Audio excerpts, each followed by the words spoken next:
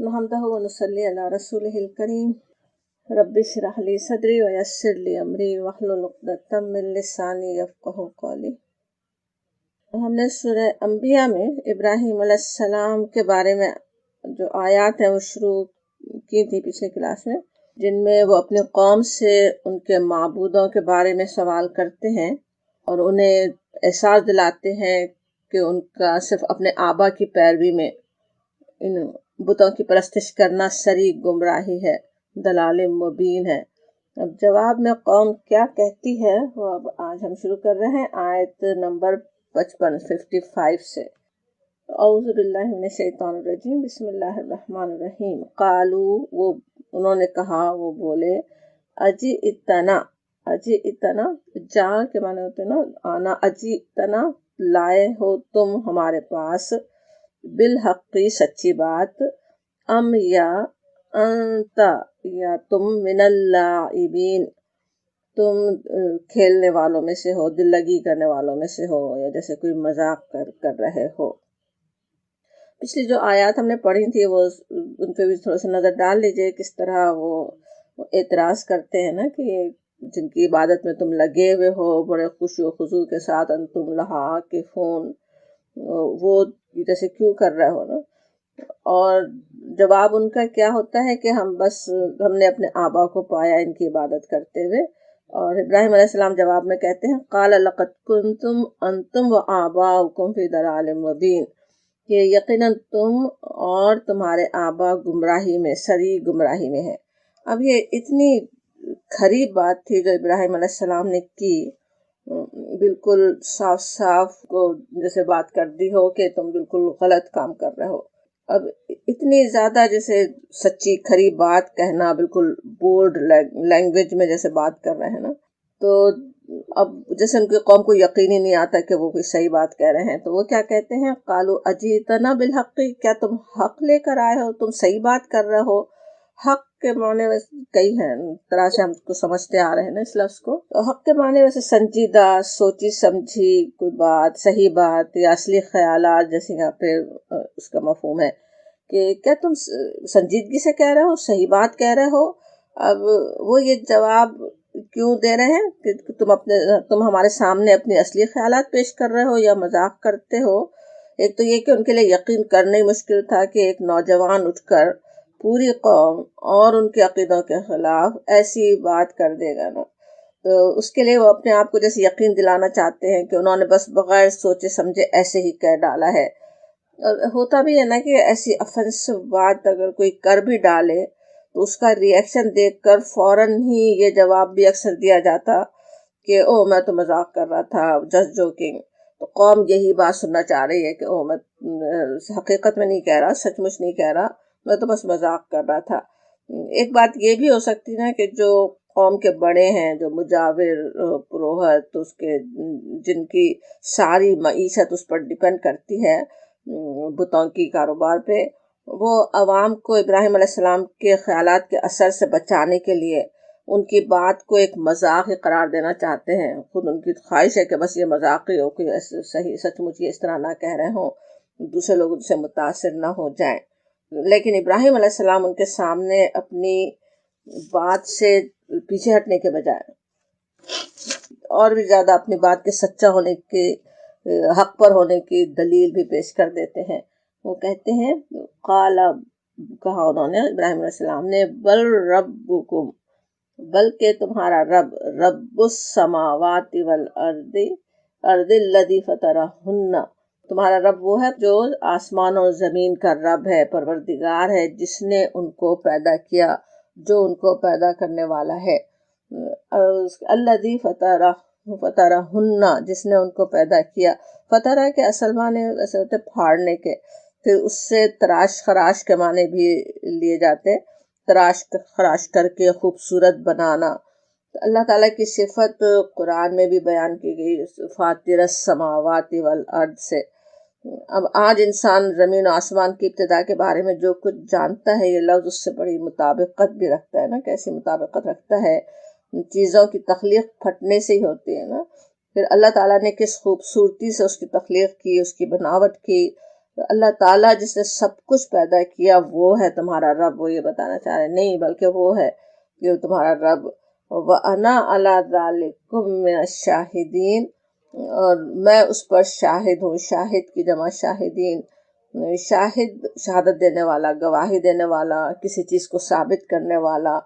اور وہ کہتے ہیں کہ اور میں ہوں اس پر تمہارے سامنے گواہی دینے والوں میں سے، میرا شاہدین کہہ رہے ہیں نا۔ اس وقت بھی ایک تو ان کا مطلب ہے کہ میں بتا رہا ہوں، میں گواہی دے رہا ہوں، میں تمہارے سامنے اس بات کی گواہی دے رہا ہوں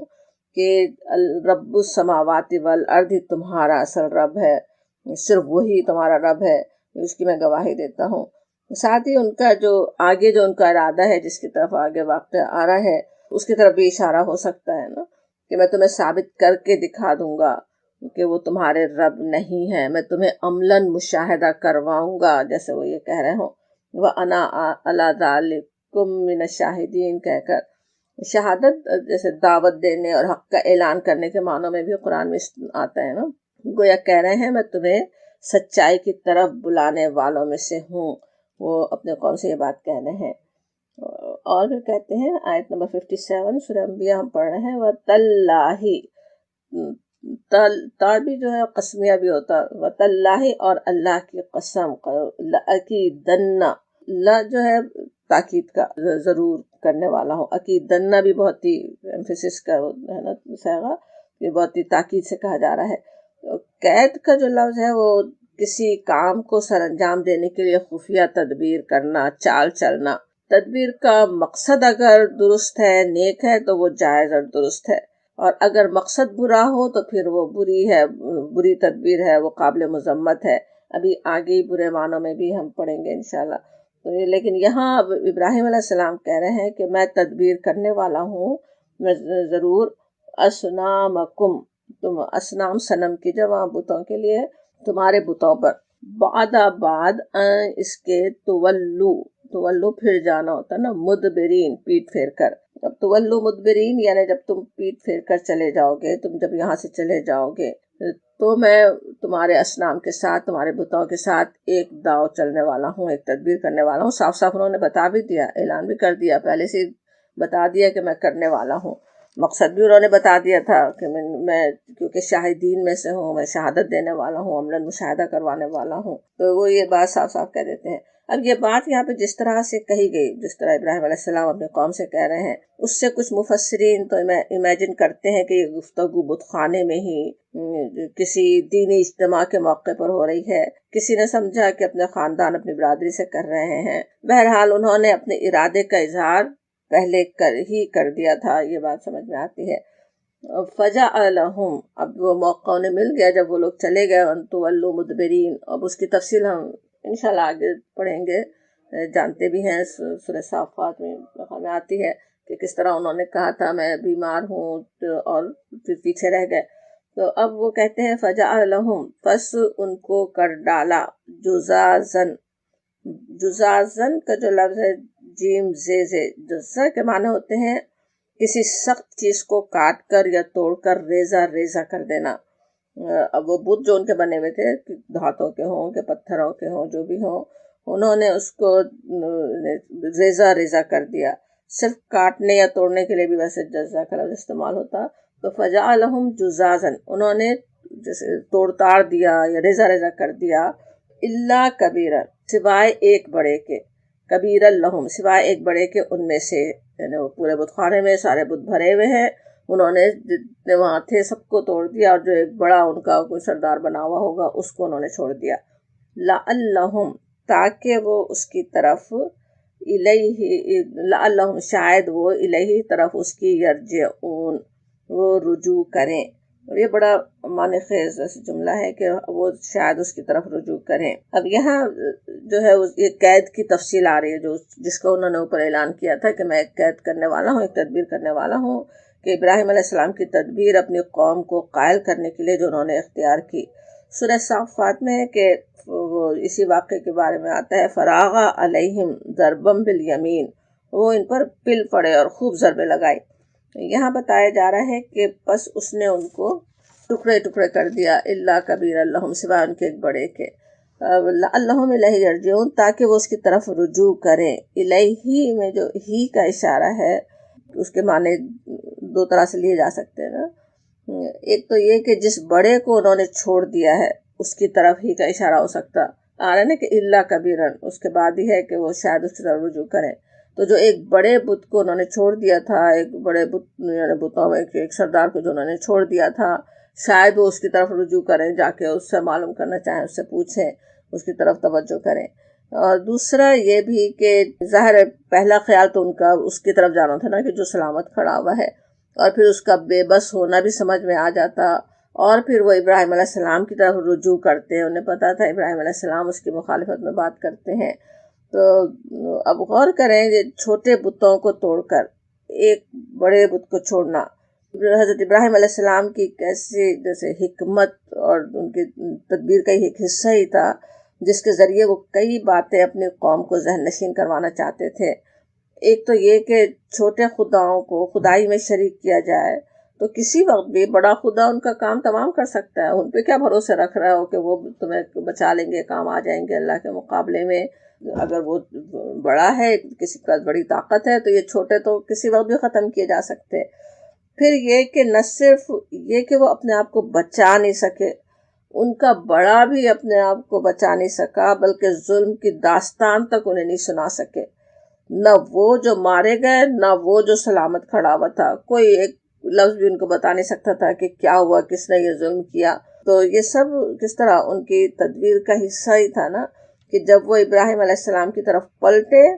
تو وہ کہہ سکے کہ اس بڑے سے پوچھو، اور خود انہیں اپنی زبان سے کہنا پڑے کہ وہ تو بول نہیں سکتا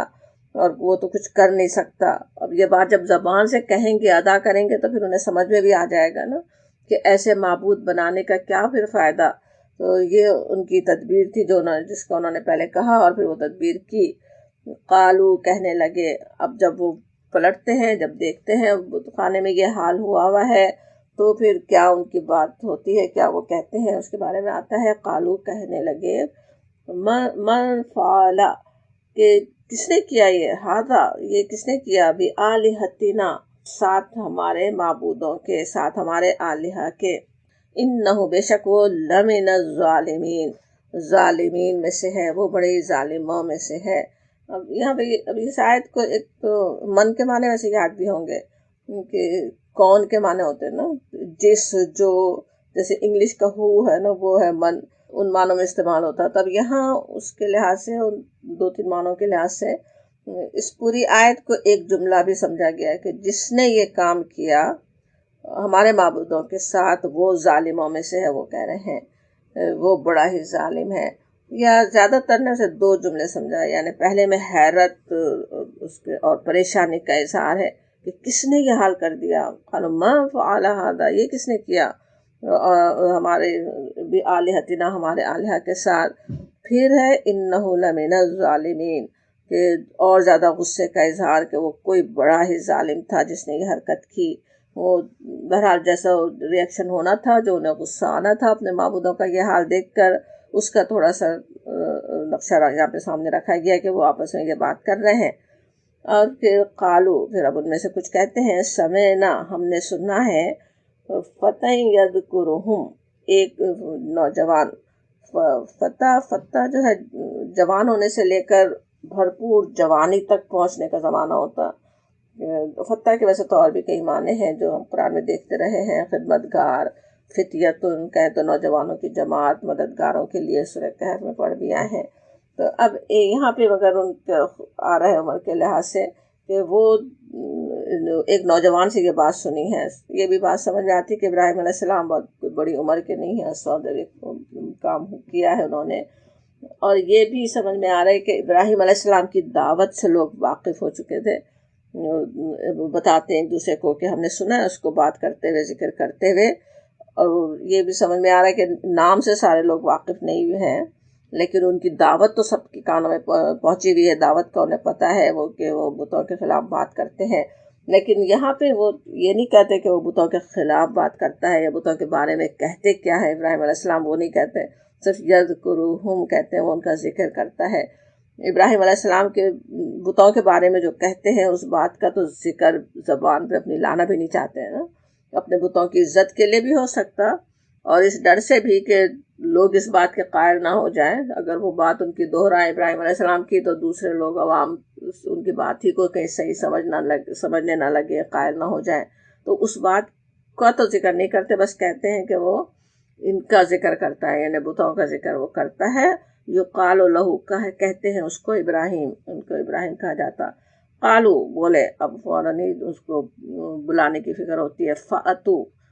تم لے آؤ، بھی ساتھ اس کے، اب اس کو لے آؤ جیسے کہا جا رہا ہے،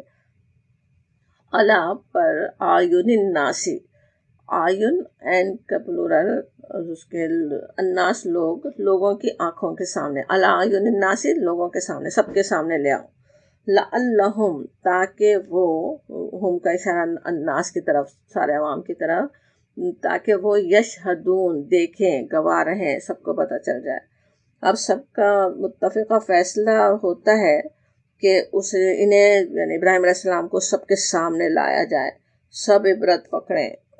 آئندہ بتوں کے ساتھ یہ حرکت کرنے کی کسی کی ہمت نہ ہو، لعلہم یشہدون تاکہ وہ دیکھیں، سب گواہ رہیں۔ اب لگتا یوں ہے یہاں پہ کہ یہ اوپر کی جو گفتگو ہو رہی ہے پروہتوں، بت خانے کے خاص لوگوں اور با اقتدار لوگوں کے درمیان ہو رہی تھی۔ بت خانے سے تعلق انہیں کا ہوتا ہے نا، اور وہی اصل حکمران ایک طرح سے ہوتے تھے نا، جو مذہبی ہوتا تھا نا، اصل میں بادشاہ جو ہے وہ اصل میں ایک مذہبی رہنما ہوتا تھا، تو وہ جو با اقتدار لوگ ہیں انہی کی آپس میں بات ہو رہی ہے۔ اب اس جرم کی انہیں بڑی سزا بھی سنانا تھی نا، تو اس کے لیے کہتے ہیں کہ فاتو بہی علی اعین الناس، تم لے آؤ اسے لوگوں کی آنکھوں کے سامنے تاکہ وہ دیکھیں، گواہ ہوں، عبرت پکڑیں کہ بتوں کے ساتھ کوئی حرکت کرے تو کیا انجام ہوتا ہے۔ اب یہ تو وہ سوچ رہے ہیں نا، خوب سزا دینے کا بھی موقع ملے، سارے لوگوں کو بھی قائل کرے، لیکن اللہ کی مشیت، ساری مشیت تو اللہ کی ہوتی ہے نا، سارے عوام کے سامنے حجت پوری کروانا تھا اللہ تعالیٰ کو، خود ہی بلوایا سارے عوام کو، پورے لوگوں کو بلایا، تاکہ توحید، اللہ تعالیٰ تو چاہتا تھا کہ توحید کی دعوت ہر کان تک پہنچ جائے، شرک کا بے حقیقت ہونا سمجھا دینا تھا نا، جس طرح آل فرعون نے کیا تھا نا، جادوگروں سے مقابلے کے لیے خود ہی لوگوں کو ترغیب دے دے کر جمع کیا تھا، بہت سارے لوگوں کو جمع کیا گیا، اور وہی حضرت موسیٰ علیہ السلام چاہتے تھے کہ سب کے سامنے ہی مقابلہ ہو، سب کے سامنے ہی پتہ چل جائے کہ موسیٰ علیہ السلام جادوگر نہیں ہیں۔ تو یہاں پہ بھی اسی طرح سے ان کی ایک چالیں ہوتی ہیں مخالفت کرنے والوں کی، اللہ کے دشمنوں کی، اور اللہ تعالیٰ کی ایک چال ہوتی ہے، اللہ تعالیٰ کی ایک تدبیر ہوتی ہے۔ تو اور سب لوگوں کو جمع کیا گیا، وہ سچ میں سب گواہ بنے، سب نے بات سنی جو ابراہیم علیہ السلام کہہ رہے ہیں۔ قالو، اب مقدمہ پیش ہو رہا ہے، کہا جاتا، قالو کہا، بولے، انت فعلتا کہ تو نے کیا ہے، ہادہ یہ، بآلہتنا ساتھ ہمارے آلہہ کے، ہمارے معبودوں کے، یا ابراہیم، اے ابراہیم، اے ابراہیم۔ اب ابراہیم علیہ السلام کو لا کر سامنے کھڑا کر دیا گیا، کیس چل رہا ہے، پوچھا جا رہا ہے، اور کہتے ہیں ابراہیم علیہ السلام سے سوال کیا جاتا کہ انت فعلتا، تو نے کیا یہ ہمارے معبودوں کے ساتھ، اور وہ کیا جواب دیتے ہیں، قالا کہا انہوں نے، بلکہ فعلہ یہ کیا ہے، اس نے اس کو اسے یہ کیا ہے، ہو کا اشارہ اس کام کی طرف، کبیرہم ان کے بڑے نے، ان کے یعنی ان بتوں میں سے جو کبیر ہے، جو سب سے بڑا ہے، اس نے کیا، ہاذا یہ ہے، فسألو پوچھ لو، جیسے سب سے کہہ رہے ہیں، پس پوچھ لو، سوال کرو، ہم ان سے، ذرا ان سے پوچھ کے دیکھو، ان کانو اگر وہ ہیں، ینطقون بولتے، اگر وہ بولتے ہیں۔ اب ابراہیم علیہ السلام کی کیسی جرت اور بے خوفی نظر آ رہی ہے یہاں پہ، تنہا ہے، کوئی ان کا ساتھ دینے والا نہیں ہے، دوسری طرف پوری قوم ہے، اور جو کام انہوں نے کیا ہے اس پر پوری قوم ان پر پل پڑے گی، یہ بات تو جانتے ہی تھے، لیکن انہیں اپنی جان بچانے کی، اپنی پیٹھ بچانے کی فکر نہیں ہے، انہیں تو اپنی قوم کو آگ سے بچانے کی فکر لگی ہوئی ہے، ان کا فوکس تو اس پر ہے، ان کے میسج لوگوں تک پہنچ جائے، توحید کی دعوت ان کے دلوں میں اتار دیں، لوگوں کو اپنی غلطی سمجھ میں آ جائے، اس کے لیے انہوں نے سوچ سمجھ کر پوری حکمت کے ساتھ پلان بنایا تھا، بلکہ پہلے ہی خبردار بھی کر چکے تھے جو پیچھے ہم نے جہاں آیت جو پڑھی تھی، آیت نمبر 57، وَتَاللَّهِ لَأَكِيدَنَّ أَصْنَامَكُمْ بَعْدَ إِن تَوَلَّوْا مُدْبِرِينَ، کہ اور اللہ کی قسم میں ضرور تمہارے غیر موجودگی میں تمہارے بتوں کی خبر لوں گا۔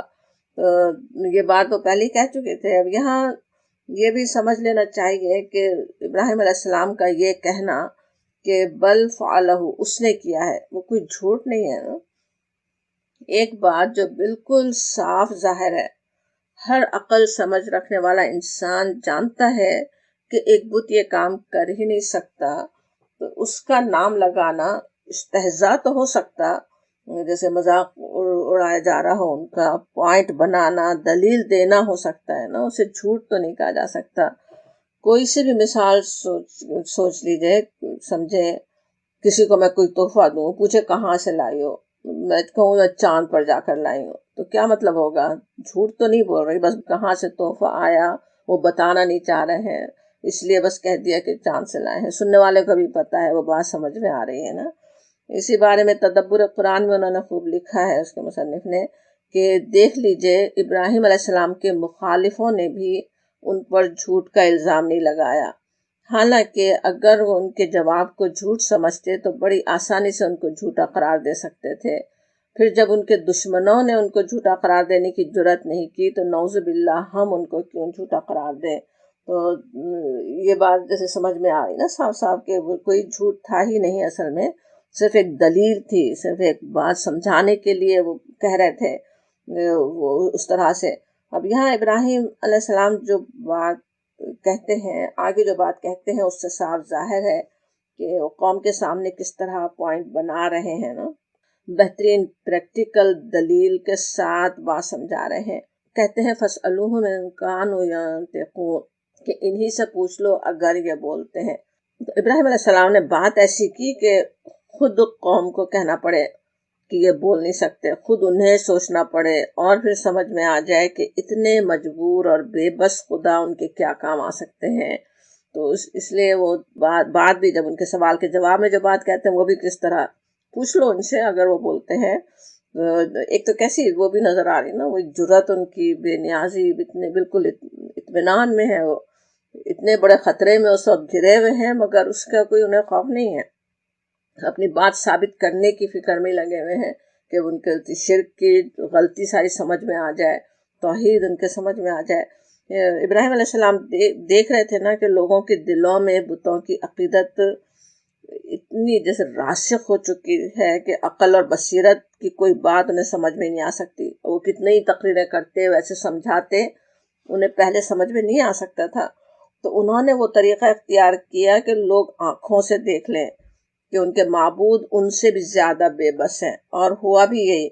یہ بات جس مقصد کے لیے انہوں نے یہ کام کیا تھا وہی بالکل ہوا بھی۔ اگلی آیت میں آتا ہے، آیت نمبر 64، فرجعوا، پس وہ لوٹے، الا طرف انفسہم، اپنے دلوں کے، اپنے نفسوں کے، فقالو، پس کہنے لگے، انکم، بے شک تم ہی، تم الظالمون، ظالم ہو تم ہی ظالم ہو۔ اب کچھ تو بات ان کے بھی سمجھ میں آئی نا۔ فرجعو کہنا کیا ہے؟ پس پلٹے، متنبہ ہوئے، تھوڑی سی ان کو بات جیسے سمجھ میں آئی، الا انفسہم، اپنے دلوں کی طرف، اپنے ضمیر کی طرف۔ اپنے دلوں میں تو وہ یہی کہہ رہے ہوں گے اس وقت نا کہ اس نوجوان کی بات ہے تو صحیح، اس طرح سے جو ٹوٹے پڑے ہوئے بت، یہ کھڑا ہوا ان کا سردار، سب سے بڑا بت، اپنا بچاؤ تک جو نہیں کر سکے، جو بتا بھی نہ سکیں کہ ان کے ساتھ کیا ہوا، وہ ہمارے کیا کام آ سکتے ہیں، کیسے سمجھ میں خود بخود آ رہا ہوگا نا ان کے۔ تو اسی کیفیت کو فرجعوا الی انفسہم کہا گیا کہ وہ پلٹے اپنے نفسوں کی طرف، اور فقالو انکم انتم ظالمون، کہنے لگے تم ہی ظالم ہو۔ اب یہ بات اپنے آپ ہی سے بھی کہہ سکتے ہیں کہ ہر ایک اپنے آپ سے کہہ رہا ہو کہ میں ہی اصل گلتی ہوں، میں ہی اصل غلط کر رہا ہوں، ایسے بت کی پوجا کر کے، ایسے بت کی حمایت کر کے۔ یہ بھی ہو سکتا ہے کہ آپس میں لوگ کہہ رہے ہوں نا، جن کو بات سمجھ میں آ رہی ہے وہ ایک دوسرے سے کہہ رہے ہوں، انہوں نے کہا کہ تم ہی ظالم ہو کہ ایسی چیزوں کو معبود بنائے بیٹھے ہو۔ اب بات سمجھ میں تو آئی، لیکن پھر کیا ہوا؟ پھر نکسو جھکا لیا، नकसा से है नुकेसू जमा के सगे में कि उन्होंने किया। नकसा कहते हैं किसी चीज को उल्टा कर देना, उलट देना। अला रुऊसहिम, रुऊस का जो लफ्ज है रास सर को कहते हैं, उसका प्लूरल। तो अला रुऊसहिम अपने सरों पर पलट गए, अपने सरों पर उल्टे हो गए, लफ्जी माने तो हुए ना। लेकिन असल मफहूम उर्दू में अगर बयान करें तो कह सकते हैं कि जैसे अकल औंधी हो गई, अकल मारी गई, मत मारी गई, इस तरह के जुमले हमारे पास कह जाते हैं ना। अकल तखनों में आ गई भी कह रहे होते हैं, अकल पे पर्दा पड़ गया, तो ये उस तरह की बात है कि अपने ज़मीर की आवाज़ सुनने के बजाय जहालत ही उन पर सवार हो गई, अपने नफ्स के हवाले हो गए। अपनी गलती समझ में आने के बाद जो उसे मानना नहीं चाहे, अपनी ज़िद पर ही कायम रहना चाहे, उसकी तो जैसे गोया अकल ही औंधी हो जाती है। और फिर उसके बाद सही बात समझना उसके लिए और मुश्किल हो जाता है ना। कोई सोचे जिद पकड़ ले, बस नहीं मैं ही सही हूँ, मैं जो कह रहा हूँ वही ठीक है, हालांकि समझ में आ गया था कि गलती पे है, और फिर भी वही इसरार करें तो कहा जा रहा है कि अपने सरों पे उल्टे हो गए, बिल्कुल अपने सरों को उन्होंने उलट दिया, बिल्कुल हिदायत अब कबूल करने के काबिल ही नहीं रहे, जैसे कहा जा रहा हो। फिर कहा जाता लक़द अलिम तमाहा उलाई, कहने लगे, अब जवाब देते हैं। वो सारी बातें तो अपने आप में की थी उन्होंने कि तुम ही जालिम हो, अपने दिल में कह रहे थे या अपने आप में। लेकिन इब्राहिम अलैहिस्सलाम को जो जवाब देते हैं वो क्या है कि तू खूब जानता है, लक़द अलिमता, लक़द जो है याद होगा डबल ताकीद, तो अच्छी तरह तुम जानते हो, मा हाउलाई, जैसे ये यंतिकून बोलते हैं, कि माँ नहीं के मानों में भी हो सकता है कि वो नहीं बोलते, ये तो बोलते नहीं हैं, तुम जानते ही हो कि वो बोलते नहीं हैं, तुम ये कैसे कह रहे हो कि उनसे पूछो, वो कहते हैं। अब उसके जवाब में अब इब्राहिम अलैहिस्सलाम क्या कहते हैं। ये जो गुफ्तगू है, आर्गूमेंट आते हैं ना, वो किस तरह अंबिया कराम की अपने कौम के साथ किस तरह बात समझाने वाले होते हैं ना। अल्लाह के दीन की दावत कैसे लोगों तक पेश की जाए, किस तरह बात समझाई जाए, वो भी समझ में आता है। तो अब इब्राहिम अलैहिस्सलाम ने कहा अफताबुदूना, सवालिया क्या, वापस, ताबुदूना तुम पूछते हो, तुम इबादत करते हो, मिन दूनिल्लाहि सिवाय अल्लाह के, माँ जो ला यंफउकुम नहीं नफा देते तुमको, शैआ कुछ भी, वला और ना यदुर्रुकुम ना नुकसान पहुंचा सकते हैं। जो ना नुकसान पहुंचा सकते, ना नफा दे सकते, फिर क्या तुम उसकी इबादत करते हो अल्लाह को छोड़कर। अब ये मौका ऐसा था ना कि इब्राहिम अलैहिस्सलाम की ये दलील, ये तकरीर दिल पर असर कर सकती थी ना। जिनके दिल खुद अपने आप को जालिम कह रहे हों, उन्हें इब्राहिम अलैहिस्सलाम और अच्छी तरह सुना देते हैं, उन्हें कह देते हैं कि तुम क्या कर रहे हो, किस तरह से, कितनी यानी गलत काम है जो तुम कर रहे हो ना। अब उनके वो बुत खुद अपने ज़बान हाल से भी यही बात कह रहे थे, और इब्राहिम अलैहिस्सलाम भी वही बात कहते हैं। उन किस तरह उनको समझा रहे हैं कि जो तुम्हें नफ़ा नहीं पहुंचाते, जो कोई ज़रर नहीं पहुंचाते। अब ये बात कितनी अच्छी तरह समझ में आ सकती थी उस टूटे हुए बुतों के सामने कि वो कोई नफ़ा, कोई ज़रर, कोई कुछ करने पे वो कादिर ही नहीं है, उसके लिए भी वो क्या हिमायत के लिए क्या बात कर सकते थे ना। बिल्कुल सही मौके पे वो खरी खरी बात समझाने की पूरी कोशिश कर रहे हैं, और कहते हैं उफ़िल लकुम, तुफ़ है तुम पर, वलिमा ताबुदूना और उस पर जिसे तुम पूछते हो, मिन दूनिल्लाहि सिवाय अल्लाह के, अफला ताक़िलून क्या तुम समझते नहीं हो, क्या तुम अकल नहीं रखते। उफ़िल लकुम कहना जो है ना वो शदीद जैसे नफ़रत कराहत का कलमा है। तो अब इब्राहिम अलैहिस्सलाम ने उन पर हुज्जत तमाम कर दी, पूरी तरह दलील से बात समझा दी, फिर भी उनकी आंखें नहीं खुलती, फिर भी वो ऐसी कोई बात करते नहीं कि बात जैसे समझ में आ रही हो, वो उनको फिर साफ साफ और सुना देते हैं ना। इब्राहिम अलैहिस्सलाम के तुफ हो तुम पर, वो फिल लकुम नहायत बेजारी का जैसे उनसे इजहार करते हैं, तुम पर भी तुम्हारे माबूदों पर भी। अफला ताक़िलून क्या बिल्कुल ही अकल नहीं रखने वाले हो तुम, कोई जैसे कोई अपने बुतों की तरह तुम्हारे पास अकल नहीं है, कोई जानवरों की तरह कोई समझने वाले नहीं हो। अफला ताक़िलून कोई अकल नहीं रखते, उनकी अकल को अपील कर रहे हैं, ज़रा सोच के अकल से देखें। अफला ताक़िलून कहना कैसा होता है ना, अकल नहीं रखते, अल्लाह ने अकल दी है, ज़रा उसको इस्तेमाल करो, ज़रा गौर करो, ज़रा सोचो کس کو آلیہ بنائے بیٹھے ہو، کیا کر رہے ہو؟ اب وہ تو اتنی دلیل کے ساتھ بات کرتے ہیں ابراہیم علیہ السلام، اور ان کی قوم کا کیا جواب ہے، قوم کیا کہتی ہے ان کے لیے؟ قالو کہنے لگے، حرقوہ کیسے؟ جلا دو، ان کو جلا دو اس کو، ونصرو اور مدد کرو، آلہتکم اپنے آلہہ کی، اپنے معبودوں کی، ان کنتم فاعلین اگر تمہیں کچھ کرنا ہے، اگر تم کچھ کرنے والے ہو۔ اب یہ کس طرح دلیل میں تو ہار گئے، اب وہ تو کتنے لاجک سے بہترین طریقے سے وہ سمجھا رہے ہیں، اس کا تو کچھ جواب نہیں دے سکتے، تو اب کیا ہے، بس تشدد پہ اتر آتے ہیں نا۔ اب ان کا کیا کہنا ہے، تو اب وہ فیصلہ کر رہے ہیں کہ ان کو کیسے سزا دی جائے، کیا کیا جائے۔ انہوں نے کہا کہ بس ان کو جلا دو، جلا ڈالو اس کو، اور اپنے آلیہ کی مدد کرو۔ اس میں سورہ صافات کی آیت نمبر 97 میں اسی موقع کی بات جب آتی ہے، وہاں آتا ہے کہ وہ انہوں نے کہا، ان کے قوم نے کہا، قالوا بنوا لہ بنیانا، کہ اس کے لیے بنا دو ایک عمارت، فالقوہ بس ڈال دو اس کو، فی الجحیم اس کو ڈال دو جہیم میں۔ جہیم کہتے ہیں بھڑکتی ہوئی آگ کو، بڑا جیسے کوئی تنور، کوئی عمارت جیسے بڑی بنائی جائے، بڑا الاؤ تیار کیا جائے، یہ سمجھ میں آتا ہے کہ اس کے لیے ایک الاؤ بناؤ اور اس میں بھڑکتی ہوئی آگ میں اس کو پھینک دو۔ یہ وہ فیصلہ کرتے ہیں۔ اصل میں تو ہوتا کیا ہے کہ پجاریوں اور پروہتوں کا اپنا سارا کاروبار ہی خطرے میں نظر آ رہا تھا نا اس وقت، ان کو ان کی کمائی، ان کا اسٹیٹس سب خطرے میں تھا، انہیں تو اس کا فوری سد باب کرنا تھا، جلدی سے خاتمہ کرنا تھا۔ تو اب جذباتی نعروں کے ذریعے اس کام میں عوام کی مدد حاصل کی جاتی ہے۔ عوام میں سے کتنے لوگ ہو سکتے ہیں جو اس سے متاثر ہو سکتے تھے نا ابراہیم علیہ السلام کی بات سے، لیکن اب وہ یہ جو بڑے بنے ہوئے بیٹھے ہیں، جن کا فائدہ ہے ان بتوں کے رہنے سے، وہ بڑے نعرے لگاتے ہیں لوگوں کے، جیسے جذباتی لوگوں کو بنا رہے ہوں کہ وَانصُرُوا آلِهَتَكُمْ، کہ اپنے آلہہ کی مدد کرو، اپنے معبودوں کی خاطر، ان کی محبت تم کرنے والے ہو، ان سے محبت کرنے والے ہو، تو بس اب ان کی مدد کرو، ان کنتم فاعلین اگر تم کچھ کرنے والے ہو، اپنے معبودوں کے لیے کچھ کرنا ہے تو چلو اب ان کی مدد کرو، اور اس کو تو جلا دو، ان کو جلا ڈالو، ابراہیم علیہ السلام کے لیے کہتے ہیں۔ اب وہ آلہہ جو ان کی کچھ مدد کرنے پر قادر نہیں بلکہ ان کی مدد کے محتاج ہیں،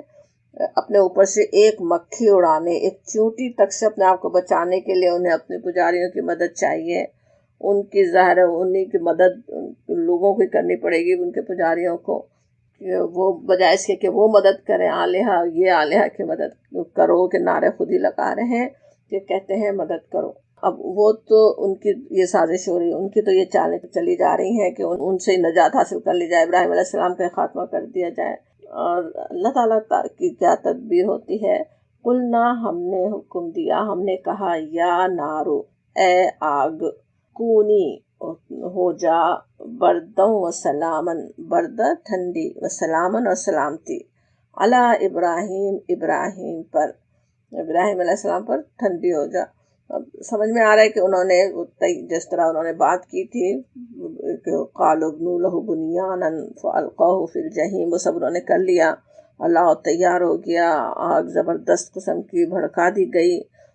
اور ابراہیم علیہ السلام کو اس میں ڈال بھی دیا گیا۔ لیکن اپنے رسولوں کی مدد کرنے کا تو اللہ تعالیٰ کا وعدہ ہی ہے، اور بہت ہی تاکید کے ساتھ آتا ہے کہ اللہ تعالیٰ ضرور ضرور مدد کرنے والا ہے اپنے رسولوں کی۔ اور ابراہیم علیہ السلام خلیل اللہ کی نسل سے، تو اتنے انبیاء کو آنا، دنیا کے لیے رحمت بننا تھا، جس رب کی توحید کا اعلان اللہ کے اس نیک بندے نے بلا خوف و جھجک اپنی قوم کے سامنے کر دیا۔ پوری قوم مل کر اب انہیں آگ میں جلا دینا چاہتی ہے، لیکن اس کے رب نے اسے ان کے شر سے بچا لیا۔ پوری قوم ایک طرف ہے اور وہ ایک انسان، اور کیسے اللہ کی مدد آتی ہے، کس طرح سے وہ بچا لیے جاتے ہیں نا۔ اللہ تعالیٰ کی طرف سے آگ کو حکم ہو جاتا ہے کہ ٹھنڈی ہو جا اور سلامتی بن جا ابراہیم پر۔ اب وہ کیسے ٹھنڈی ہو گئی اور سلامتی بن گئی، قرآن میں اس کی کوئی وضاحت نہیں ہے۔ اللہ تعالیٰ کے کئی طریقے ہو سکتے ہیں، ظاہر اللہ تعالیٰ کے لیے مشکل ہی کیا ہے نا، آگ جلانے کا کام بھی اللہ کے حکم سے ہی کرتی ہے، اور اللہ کے حکم سے ہی اس نے ابراہیم علیہ السلام کو نہیں جلایا۔ اللہ کے رسول کے لیے تو معجزے کے صادر ہونے میں شک کی گنجائش ہی کیا ہے۔ عام بندوں کے لیے بھی جب اللہ تعالیٰ کسی کو بچانا چاہے، جس کسی کو بھی بچانا چاہے، کیسے کیسے حالات میں بچا دیتا ہے نا۔ کتنے ایسی باتیں خبریں سنی ہوئی ہوں گی، کئی منزل اوپر سے بچہ گر جائے، صحیح سلامت رہ جائے، ذرا بھی بال بھی کا بھی نہ ہو، زلزلے کے کئی ہفتوں بعد زمین کے اندر سے کوئی زندہ سلامت نکل آئے۔ سوچ بھی نہیں سکتے کہ اتنے دن کوئی بھوکا پیاسا زندہ رہ سکتا ہے، مگر جس کو اللہ بچانا چاہے بچ جاتے ہیں۔ سونامی کے 1 مہینے کے بعد سمندر کے بیچ میں سے کہیں عورت کسی ایسے ہی اس کے ڈبری کے اوپر کھڑی ہوئی ہے، اب بچی بھی، کچھ بھی اس کو ہوا نہیں، کوئی نقصان نہیں پہنچا، سونامی اتنے لوگوں کو بہا لے گیا اور وہ ٹھیک ٹھاک بچی ہوئی۔ تو اللہ تعالیٰ جو چاہے اس کے لیے تو کوئی کام مشکل نہیں ہے نا۔ اللہ تعالیٰ نے اپنے خلیل کو بچا لیا اس آگ سے، آگ کو ہی حکم دے دیا گیا کہ ٹھنڈی ہو جاؤ، اور وہ بن گئی، ان پر سلامتی بن گئی، ٹھنڈک ٹھنڈی ان کے لیے ہو گئی۔ وَأَرَادُوا، اور ارادہ کیا انہوں نے، بھی ساتھ اس کے، قیدن، فریب کا، قید کا لفظ آ رہا ہے یہاں پہ برے معنوں میں، کہ انہوں نے بھی ایک چال چلی تھی۔ انہوں نے کون؟ وہی جو پروہت مجاور اس کے بتوں کے تھے۔ فَجَعَلْنَاهُمُ الْأَخْسَرِينَ، پھر کر دیا ہم نے ان کو، اخسرین، ان کو ہم نے نقصان پانے والوں میں سے کر دیا، انہیں ناکام ہونے والوں میں سے کر دیا۔ سورہ صافات میں یہی بات ان الفاظ میں آتی ہے، فَأَرَادُوا بِهِ كَيْدًا فَجَعَلْنَاهُمُ الْأَسْفَلِينَ، وہاں پہ ہے کہ انہوں نے قید کیا، انہوں نے چال چلی، اور ہم نے ان کو ہی پست کر دیا، اسفلین کر دیا، ان کو ہی نیچا کر دیا، ان کو ہی ناکام کر دیا جو انہوں نے کاروائی کرنی چاہی اس کے خلاف۔ اب یہ قید کیا تھی، کیا سازش کیا تھی، کہ عوام کے سامنے تو وہ اپنے آپ کو بڑے مذہبی رہنما، مخلص لیڈر کی حیثیت سے پیش کر رہے ہیں، اور بت بنانے والے کو تو پتہ ہی ہے کہ اس کی حقیقت ہی کیا ہے نا،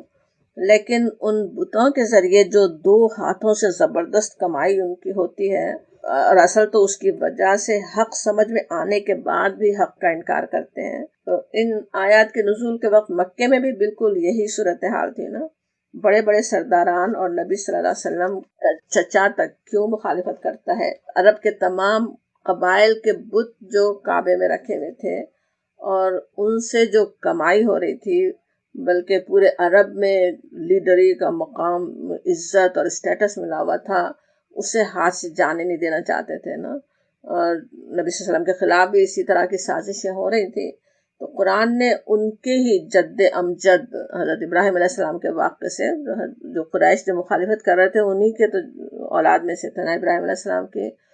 ان کے واقعے کے ذریعے انہیں پہلے ہی متنبع کر دیا کہ اللہ کے رسولوں کے خلاف چالیں چلنے والے خود ہی اسفل ہوتے ہیں، خود ہی پست ہوتے ہیں، خود ہی ناکام ہو جاتے ہیں۔ اور یہاں خاسرین بھی نہیں کہا گیا، انہیں اخسرین کہا جا رہا ہے۔ لگ جانے سے زیادہ تفضیل کا سیغہ ہوتا ہے نا، کہ زیادہ ہی ناکام ہو جانے والے۔ فَجَعَلْنَاهُمُ الْأَخْسَرِينَ، ہم نے بنا دیا ان کو اخسرین۔ خسارہ بھی کیسا خسارہ، دنیا کا بھی آخرت کا بھی، ہمیشہ ہمیشہ کی زندگی کا بھی۔ اللہ تعالیٰ ہی جن کو ناکام کرنا چاہے وہ پھر کامیاب کیسے ہو سکتے ہیں نا۔ وہ چالیں چلتے ہیں تھوڑے سے فائدے کے لیے، کتنی سی زندگی کے لیے، تھوڑی سی زندگی کی تھوڑی سی کمائی کے لیے، حق کا انکار، اللہ کے رسول کا انکار، ان کو آگ میں جلانے کے لیے تیار، اور یہ نہیں پتا کہ سارا نقصان خود اپنا کر رہے ہیں، خود اپنے آپ کو خسارے میں وہ ڈال رہے ہیں۔ وہ بتایا جاتا اب اپنے باپ سے حضرت ابراہیم علیہ السلام نے سورہ مریم میں جو گفتگو آتی نا، ہو سکتا ہے اس واقعے کے بعد ہی ہو، ابراہیم علیہ السلام وہاں پہ کس طرح انتہائی عزت اور درد مندی کے ساتھ بات کرتے ہیں، اس کو اپنے باپ کو قائل کرنے کی کوشش کرتے ہیں، اور ان کی بات کے جواب میں باپ نے کیا کہا تھا؟ لَإِن لَّمْ تَنْتَهِ لَأَرْجُمَنَّكَ وَاهْجُرْنِي مَلِيًّا، آیت 46 سورہ مریم کی۔ اگر تو باز نہ آیا تو میں تجھے سنگسار کر دوں گا۔ لَأَرْجُمَنَّكَ بہت ہی شدید غصے میں ہے، زور دے کے بات کر رہا ہے۔ وَاهْجُرْنِي مَلِيًّا، اور تو مجھے چھوڑ دے مدت کے لیے، ملیہ گویا کہہ رہا ہے دفع ہو جا میری نظروں سے ہمیشہ کے لیے۔ تو اب جب قوم ہی ویسے جان کے در پہ ہو جائے تو پھر ہجرت کا حکم بھی آ ہی جاتا ہے نا. ادھر باپ نے بھی صاف کہہ دیا بس نکل جاؤ تم، یا تو میں سنساری کر دوں گا. تو انہوں نے پھر اب اپنے قوم اور اپنے باپ سب کو بتا دیا. سورہ مریم میں ان کے الفاظ آتے ہیں ابراہیم علیہ السلام کے، وَأَعْتَزِلُكُمْ وَمَا تَدْعُونَ مِن دُونِ اللَّهِ وَأَدْعُو رَبِّي، میں چھوڑتا ہوں، کنارہ کش ہوتا ہوں آپ لوگوں سے اور جن کو آپ پکارتے ہیں، اور میں تو اپنے رب کو پکارتا ہوں. وَأَدْعُو رَبِّي، اسی سے دعا کرتا ہوں، اسی کی عبادت کرتا ہوں. اور پھر جو اپنے رب کی خاطر محبوب ترین چیز کو بھی چھوڑنے کے لیے تیار ہو جائے تو اللہ کی رحمت بھی پھر قریب آ جاتی ہے، پناہ میں لے لیتی ہے اللہ کی رحمت. انہیں اپنے رب پر پورا توکل بھی ہے. وہیں سورہ مریم میں ان کی اسی کے بعد بات آتی ہے، آیت 48 ہی چل رہی ہے نا سورہ مریم کی. عسیٰ اللہ اکونا بدعاء ربی شقیہ، کہ شاید کہ میں نہیں ہوں گا اپنے رب سے دعا کر کے بد نصیب، کہ میں محروم نہیں رہوں گا. اپنے رب سے میں دعا کر رہا ہوں اور میں پورا توکل ہے کہ میرا رب میرا کام بنانے والا ہے. سورہ صافات میں بھی اس موقع پر ان کا قول آتا ہے، وقالا، انہوں نے کہا، انی ذاہب الی ربی سیہدین، اور اس نے کہا میں اپنے رب کی طرف جاتا ہوں، وہی میری رہنمائی کرے گا. جیسے کوئی ایک مقام سے دوسرے مقام کی طرف جانا نہیں ہے، اپنے رب کی طرف جا رہے ہیں، اسی کی بندگی پر قائم رہنے کے لیے، اور اسی پر پورا بھروسہ بھی ہے کہ وہی ہدایت عطا فرمائے گا، راستے کی ساری مشکلات کو آسان کر کے ہاتھ پکڑ کر صحیح جگہ پہنچا دے گا. دنیا کا کوئی سہارا ان کے ساتھ ہے نہ، اس کی کوئی پرواہ ہے سہاروں کی، نہ اپنے رب پہ بس بھروسہ ہے. اور بندہ اپنے رب سے جو توقع رکھتا ہے اللہ تعالیٰ بھی اسے اسی طرح پورا بھی کروا دیتا ہے. کہا جا رہا ہے وَنَجَّيْنَاهُ، اور نجات دی ہم نے اس کو، آیت نمبر 71 سورہ انبیاء ہم پڑھ رہے ہیں. اور نجات دی ہم نے اس کو، وَلُوطًا، اور لوط کو، إِلَى الْأَرْضِ الَّتِي بَارَكْنَا فِيهَا لِلْعَالَمِينَ، إِلَى الْأَرْضِ زمین کی طرف، اس سرزمین کی طرف، الَّتِي جو، بارکنا ہم نے برکت دی، فیہا اس میں، للعالمین جہانوں کے لیے، پورے جہانوں میں اسے برکت عطا کی گئی، ایسی زمین کی طرف ہم اسے لے گئے، ہم نے اسے نجات دے دی وہاں سے. یعنی ہم اسے اور لوط کو بچا کر اس سرزمین کی طرف نکال لے گئے جس میں ہم نے دنیا والوں کے لیے برکتیں رکھی، اس جگہ میں برکتیں رکھی ساری دنیا کے لیے.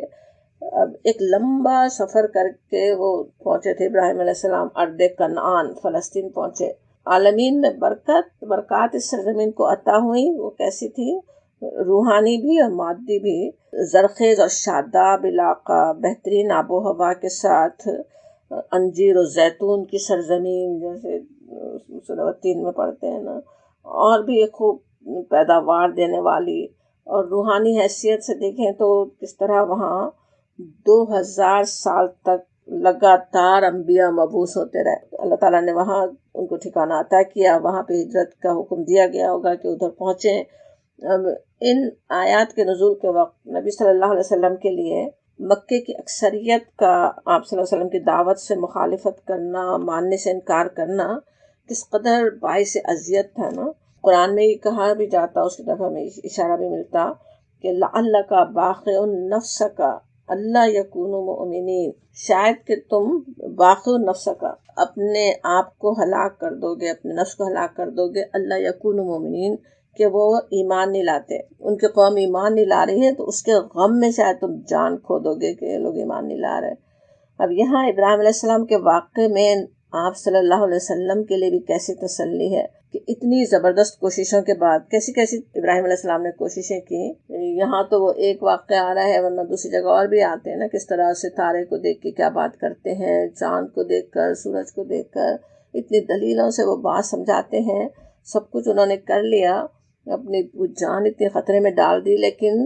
ہجرت کے وقت بس کون تھے ساتھ؟ ان کے ایمان لانے والے کون تھے ابراہیم علیہ السلام پہ؟ ان کی بیوی سارہ السلام علیہا اور ان کے بھتیجے لوط علیہ السلام تھے، بس جنہیں ہجرت کے بعد ایک اور قوم میں جا کر کام کرنا تھا. انہیں نجات دی. یہاں پہ کہا جاتا نا وہ نجیناہ، ہم نے نجات دی لوط کو ان کے ساتھ. وہاں تو کوئی ایمان نہیں لایا پوری قوم میں سے، صرف 2 لوگوں کے ساتھ انہوں نے ہجرت کی. لیکن پھر آگے کیا اللہ تعالیٰ نے ان پر رحمتیں فرمائی، اس کا بیان آتا ہے. وَوَهَبْنَا، اور ہم نے عطا کیا لہو اس کو اسحاق و یعقوبہ اور یعقوب نافلہ انعام میں، وکلن اور سب کو، وجعلنا بنایا ہم نے، صالحین صالح بنایا ہم نے کو۔ ہجرت کرتے وقت ابراہیم علیہ السلام نے دعا بھی کی تھی، سورہ صافات کی آیت نمبر 100 میں آتی، 100 میں، ربی حبلی من الصالحین، کہ اے رب مجھے عطا فرما صالحین میں سے۔ اور وہاں پہ آتا ہے کہ فبشرناہ بغلام حلیم، ہم نے اس کو ایک حلیم اور بردبار لڑکے کی بشارت دی۔ وہ اسماعیل علیہ السلام کی بشارت ہے، غلام حلیم ان کو کہا گیا قرآن میں، اسحاق علیہ السلام کو غلام علیم کہا گیا۔ اسماعیل علیہ السلام جن سے صدیوں کے بعد خاتم النبیین اشرف الانبیاء محمد صلی اللہ علیہ وسلم کو اور ان کی امت کو پیدا ہونا تھا۔ اب یہاں سورہ مریم میں، سورہ انبیاء اور سورہ مریم میں حضرت اسحاق اور یعقوب علیہ السلام کا تذکرہ آتا ہے، جن کے ذریعے سلسلہ نبوت صدیوں کے لیے چلتا رہا۔ ایک خیال تو یہ ہے جس کا اشارہ قرآن سے ہی لیا بھی گیا کہ ابراہیم علیہ السلام کے بعد جتنے نبی آئے وہ انہی کی نسل سے آئے۔ اللہ عالم بالصواب، اللہ تعالیٰ جانتا ہے، کیا پتہ ان کے علاوہ بھی کوئی آئے ہوں، لیکن یہ کہ جو نون انبیاء جن کا قرآن سے ہمیں پتہ چلتا وہ سب ان کی اولاد میں سے ہیں۔ وَوَهَّبْنَا کہا جا رہا ہے، وہبہ کا لفظ ہم اپنی دعاؤں میں استعمال کرتے ہی رہتے ہیں۔ وہبہ ہوتا ہے بلا معاوضہ، محنت کے کسی کو کچھ دینا اور بعد میں کسی بدلے کی توقع نہیں رکھنا۔ ابراہیم علیہ السلام کی ساری قربانیوں کا صلہ تو اللہ کی رضوان اور اس کے پاس مقام ہے نا، لیکن دنیا میں بھی جب اللہ کی خاطر انہوں نے اپنے خاندان کو چھوڑا، اللہ تعالیٰ نے انہیں اس سے بہترین خاندان عطا فرما دیا۔ نافلہ کا لفظ نفل سے ہے، نفل ہوتا ہے جیسے زیادہ دینا، مزید دینے کے لیے یہاں پہ آ رہا ہے۔ مانگا تو انہوں نے بیٹا تھا نا، تو اللہ نے انہیں پوتا بھی اس پر ایسا دیا، یا حضرت یعقوب کا بھی ذکر یہاں پہ آ رہا ہے، اس کو جیسے نافلہ کہا جا رہا ہے۔ ویسے کسی نے یہ بھی سمجھا کہ دونوں کے لیے آ رہا ہے، اس کا بدلہ تو جو ان کی دعا کا بدلے میں تو غلام حلیم اسماعیل علیہ السلام دیے گئے تھے، اور اس پہ مزید اسحاق اور یعقوب، لیکن زیادہ بہتر وہ تشریح ہے کہ یعقوب و نافلہ، کہ پوتا بھی، بیٹا تو بیٹا، پوتا بھی اللہ تعالیٰ نے ان کو مزید دیا۔ یعقوب علیہ السلام کا جو ذکر ساتھ ہی آتا ہے اسحاق علیہ السلام کے بار بار، وہ اس وجہ سے بھی کہ ان کے بیٹوں سے پھر وہ بنی اسرائیل کی پوری امت بنی تھی نا، تو نبوت چلتی رہی ان کی امت میں، اس لیے وہاں ان کا ذکر خاص طور پہ یعقوب علیہ السلام کا آتا ہے۔ اور کہا جاتا ہے وَكُلًّا جَعَلْنَا صَالِحِينَ، اور ہر ایک کو صالح بنایا، یہ اصل اللہ کی عطا تھی نا، اولادیں اور ان کی اولادیں بھی صالح، اللہ تعالیٰ نے سب کو صالح بنایا، کیسی بڑی نعمت ان پر فرمائی۔ اور پھر کہا جاتا اور بنایا ہم نے ان کو، وَجَعَلْنَاهُمْ أَئِمَّةً يَهْدُونَ، ائمہ جو ہے وہ امام کا پلورل، ائمہ پیشوا بنایا، یہدونا راہ دکھاتے تھے، بِأَمْرِنَا ہمارے حکم سے، وَأَوْحَيْنَا اور وہی بھیجی ہم نے، الیہم طرف ان کی، کس کی طرف؟ وہ جو سب اولاد ابراہیم علیہ السلام، اسحاق اور یعقوب علیہ السلام، فعل الخیرات، کیا وہی فرمائی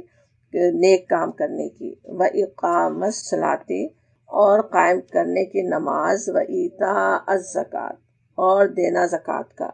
وَكَانُوا اور تھے، لنا ہماری ہی، عابدین عبادت کرنے والے، وہ ہماری عبادت کرنے والے تھے۔ یہدون بِأَمْرِنَا، انہیں صرف ہدایت پر قائم ہی نہیں تھے، اب ان کی تعریف ہو رہی ہے جو کیسی اولاد اللہ تعالیٰ نے ان کو بہترین عطا فرمائی، جو ایک تو ائمہ تھے، امام تھے، پیشوا تھے، صرف خود ہی ہدایت پہ قائم نہیں بلکہ لوگوں کو ہدایت کرنے والے تھے، ہمارے حکم سے، اللہ تعالیٰ کے حکم سے ہو رہا تھا یہ سب کچھ جو ہوتا ہے، وہ کہ اللہ تعالیٰ کی مشیت، اللہ کی رحمت سے ہی ہوتا ہے نا۔ اور کیوں ہوتا ہے؟ اس کس وجہ سے یہ رحمت اللہ تعالیٰ نے فرمائی؟ ابراہیم علیہ السلام کا جو اخلاص تھا، جو جس امتحانوں سے کس طرح وہ کامیابیوں سے گزرے، کیسی انہوں نے قربانیاں دیں، اس کی وجہ سے اللہ تعالیٰ نے ان پر وہ رحمتیں فرمائی، ان کی اولاد میں نبوت رکھ دی، جیسے آتا ہے نا قرآن میں۔ اگرچہ ہر نبی اپنے منصب کے لحاظ سے امام ہی ہوتا ہے، پیشوا ہی ہوتا ہے، لیکن ایسے بھی انبیاء گزرے جن پر کم ہی لوگ ایمان لائے، لوگ ہی نہیں تھے ایمان لانے والے جس کے وہ امام ہوتے، لیکن حضرت اسحاق اور یعقوب علیہ السلام کو اللہ نے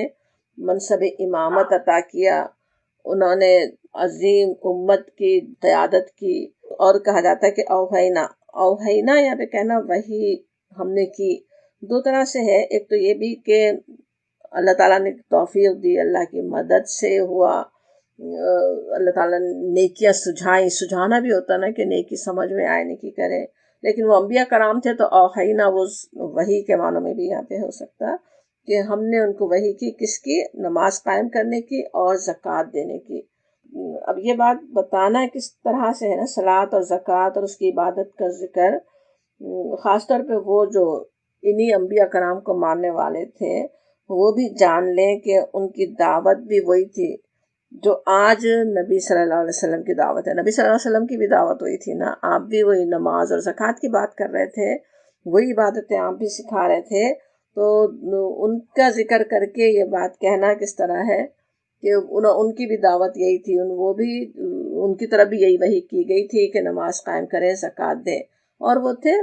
کانوا لنا عابدین، ہماری عبادت کرنے والے تھے۔ اب یہ سارا طنز ان پہ بھی ہو رہا ہے نا، جو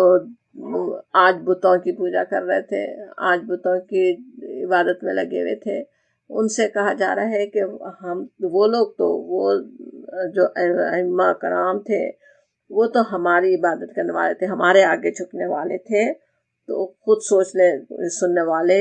نبی صلی اللہ علیہ وسلم کی مخالفت کرنے والے، تو وہ خود سمجھ لیں کہ وہ ایک اللہ کی خالص عبادت کرنے والے تھے، اور آج ہم کیا کر رہے ہیں وہ انہیں سمجھ میں آ جائے نا۔ امام بنانا کس وقت ہوتا ہے، اس کے لیے قرآن میں سے دوسری جگہ یہ بھی آتا ہے کہ کس طرح آزمائش اور امتحانوں سے گزر کے پھر اللہ تعالیٰ وہ مرتبہ عطا فرماتا ہے نا۔ سورہ بقرہ کی آیت ہے کہ وَإِذِ ابْتَلَىٰ إِبْرَاهِيمَ رَبُّهُ بِكَلِمَاتٍ فَأَتَمَّهُنَّ، ہم نے آزمایا ابراہیم کو چند باتوں میں اور انہوں نے پوری کر دی، اس نے پوری کر کے دکھائی۔ قَالَ إِنِّي جَاعِلُكَ لِلنَّاسِ إِمَامًا، کہا کہ میں بے شک بنانے والا ہوں تجھے لوگوں کا امام۔ قَالَ وَمِن ذُرِّيَّتِي، انہوں نے کہا میری اولاد بھی۔ قَالَ جواب ملا لَا يَنَالَ عَهْدِ الظَّالِمِينَ، کہ میرا عہد ظالموں تک نہیں پہنچتا۔ جو امام بنایا ان کی اولاد کو، وہ اس لیے کہ وہ صرف اولاد ہونے کی وجہ سے نہیں، بلکہ وہ خود امتحانوں میں پورے اترے، اللہ تعالیٰ نے اس لیے ان کو انعام دیا۔ اگرچہ یہ بھی ہے کہ اللہ تعالیٰ کی طرف سے یہ بھی انعام ہوتا بھی ہے کہ خود صالح ہو، خود نیک ہو، نیکیوں کو صلہ کبھی اولاد نیک ہونے کی صورت میں بھی ملتا ہے، اللہ کی عطا ہے ویسے تو، اللہ تعالیٰ جس کو عطا کر دے، ورنہ ہمیں پتہ ہے نوح علیہ السلام کے بیٹے کا حال ہمیں معلوم ہی ہے کہ بیٹے ہوتے ہوئے بھی اتنے اللہ کے دین کے لیے صدیوں خدمت کرنے والے کے اولاد تھے، لیکن وہ ہدایت پر نہیں تھا ان کا بیٹا، لیکن ابراہیم علیہ السلام کی اولاد پہ اللہ تعالیٰ نے وہ رحمت کی،